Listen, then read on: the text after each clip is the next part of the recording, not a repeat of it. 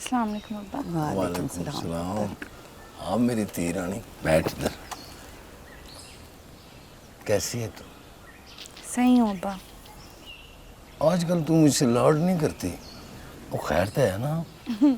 आप खुद ही तो लेट आते हैं। अब ये वड्डी हो गई है ना। तभी मैंने फैसला कर लिया है।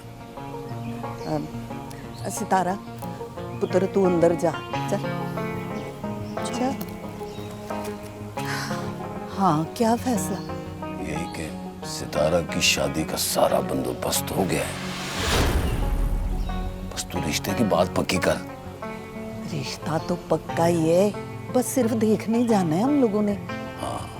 मैं सरदार आजाद के पास गया था, उसने पैसे देने का वादा किया है। आगे उन्हीं का काम कर रहे हैं ना सारा। बस सितारा की शादी धूमधाम से हो जाए। अस्सलाम वालेकुम गुलाम मोहम्मद साहब, क्या हाल है?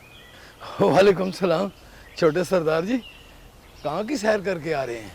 नहीं बस ऐसे ही निकला। आप बताएं, काम पे नहीं गए आज? वो आज एक मजदूर की बेटी की मंगनी है ना, उधर ही जा रहा हूँ, इसलिए काम पे नहीं आ सका। और बताइए, फातिमा का बताइए, खुश है ना? हमारी बहन को कोई मसला तो नहीं है? बस छोटे सरदार जी, लड़ाई झगड़े में गरीबों के घर बस ही जाते।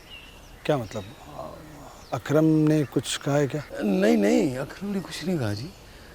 वो सितारा बेटी की शादी करनी है ना।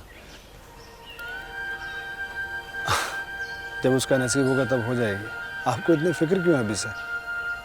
छोटे सरदार जी, फातिमा तो अपने घर की हो गई है ना, अब मुझे सितारा बेटी की शादी की फिक्र है। और सितारा बेटी मुझे सबसे प्यारी है। और सरदार जी, हर बाप की ये ख्वाहिश होती है कि उसकी बेटी की शादी दुनिया की सबसे बड़ी शादी हो। छोटे सरदार जी, आपको चुप्पी लगी? नहीं, कुछ सोच रहा था। किससे करा रहे हैं आप सितारा की शादी? वो आज उसकी माँ जो है ना, वो अपनी बहन के घर जाएगी, बात कर रहे हैं।